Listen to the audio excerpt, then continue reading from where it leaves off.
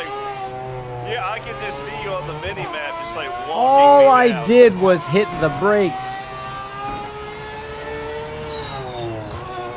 Like, it is insane the closing speed. Yeah. Good do, guys. What up? It's like you're like an inch out on my screen. It like just gets significantly shorter. So I figured out what I have to do, and it's constantly play with TC. What? So on the inside, I turn traction control up one click, and once I get to the outside, I gotta drop it back down one click. Yeah, you about to get passed hard right now, buddy. See ya! Wouldn't want to be ya! Jesus. Was there a That's patch? ridiculous. No. I thought I was going fast, but you're just like absolutely walking.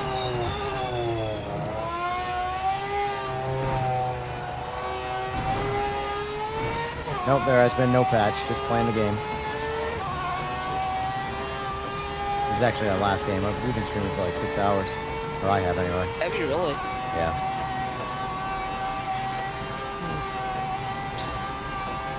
Yep, this is the last How was one. the night? Not bad, not bad. Good amount of concurrence. I had more people watching the stream tonight than people who played the game all week. Really? Oh, that's If you go by Steam numbers, because people think dead game, but I don't know. A whole lot of people seem to be watching a dead game. I don't know. What the hell?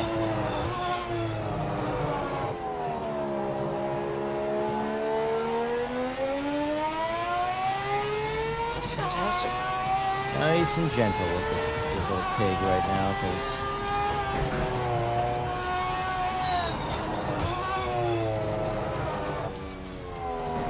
nice and gentle.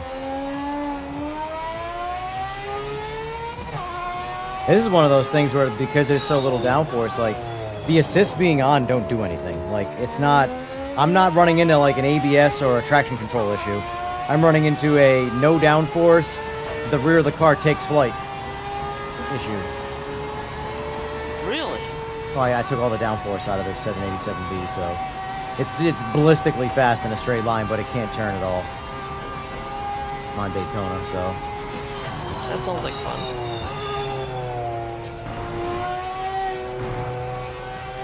Because I noticed that the traction control was slowing me down a bunch. mine's not even blipping. Yeah, mine's constantly flipping it. That's that Sauber V8 power. My full rotor NA, this thing hasn't triggered a single assist yet. Oh. Because I'm able to run Vader down Yeah. a bunch. Coming across the finish line, I'm going 207, 208. Like a 7 seconds faster? Holy shit.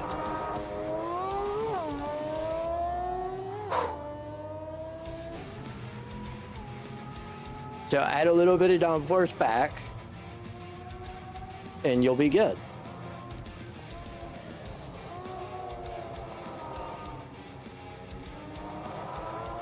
Yeah, I'll probably go back to default 4 and see how it feels, and then work it from there. But anyway, that's wrapping it for me. I'm absolutely done. I'm cooked. My goose is cooked. They'll be here in 30 minutes, and I need to. I have to get ready to go load bikes and trailers in the ice rain. It's pretty awesome. Yeah, you guys yeah. are getting pounded, huh? Well, we're not really. It's just rain, but it's Mm. below freezing, so anything that comes down is essentially ice. Yeah. But anyway, folks, good time. All right, Appreciate you man, being have a here. Good night. You too. Take care, guys. See you later. Later. Oof. Hey, no problem, Josh. I appreciate you being here.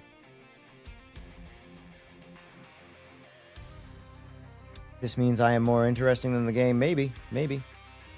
But it doesn't work that way when I play other games, I'll say that. I don't get that kind of viewership when I play other games. Either way, I don't give a shit. I'm gonna play what I want. But oh man, I'm tired. Good little 6-hour stream, one whole crash. Not bad. Not too shabby. Not too shabby. But anyway, folks, that's gonna wrap it for me. We had some pretty solid viewership tonight. A lot of conversation. If you want to know what the point of this stream was, you have to go all the way back to 6 hours ago when I first started. And that way I do most of my talking rant about the nonsense. But anyway, folks, thank you for being here. I don't know if my plan is to stream in the morning yet. By in the morning, I mean in 6 hours from now, considering I haven't slept. And I'm not going to sleep for a couple more hours. So there's a good chance I won't be doing my daytime stream. But I will most likely be doing my nighttime stream, which is my 11 p.m. stream, which is in 18 hours from now. So that will be at least my complimentary one. Tuesday, won't be doing anything. Hopefully my fiber is installed and I can now stream in 100,000 billion fafillion bit rate. But hope you forget about losing your dang keys today. Hell yeah. I'll do my best to stay dry. But anyway, there likely is not going to be a morning stream, but there will be an evening stream. So, and then Wednesday to Wednesday, I will be streaming a whole lot of Renport because we have the Creator Series coming up that I will post more about. I might even make a video that nobody will watch because no one watches videos on YouTube, at least not on my channel anyway. They watch the shit out of my streams, but they don't watch. I get more viewership on my streams than I do in my videos. It's all YouTube algorithm. I just got to break through it, and that's just going to take time. Nothing but time. Got to take my punches of making videos that no one watches. Anyway, folks, thank you for being here. Thank you for the subs. Thanks for the likes. Thanks for the participation. I'll see you all tomorrow at some point. Till then, stay safe, stay dry, and have a good night, or day, or morning, or evening. Good enough.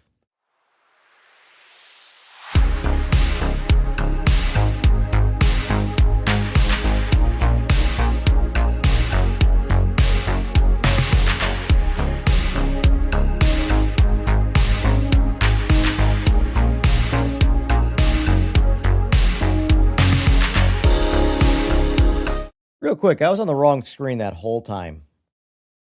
I thought I was on this screen, and I wasn't. What a fucking noob.